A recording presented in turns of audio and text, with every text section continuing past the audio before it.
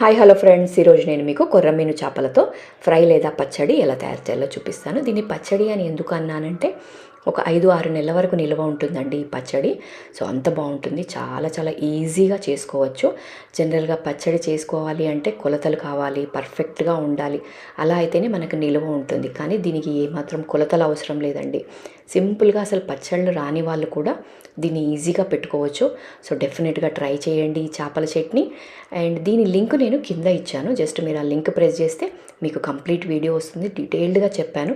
So ఎక్కడ miss చేయకుండా చూడండి. ఈ ఫిష్ పచ్చడి చాలా చాలా బాగుంటుంది. సో సింపుల్గా ఉంటుందండి, ఎక్కువ హడావిడి లేకుండా ఒక 15 మినిట్స్లో మనం ఈ పచ్చడి చేసుకోవచ్చు. అంటే ఫ్రై చేసుకుంటే మనము చేపలని ఒక 15-10 మినిట్స్లో మనకి ఈ పచ్చడి పెట్టేయచ్చు. సో డెఫినెట్గా ట్రై చేయండి. మరిన్ని వీడియోస్ కోసం సబ్స్క్రైబ్ చేసుకోకుండా చూస్తూ ఉంటే సో ప్లీజ్ సబ్స్క్రైబ్ చేసుకోండి.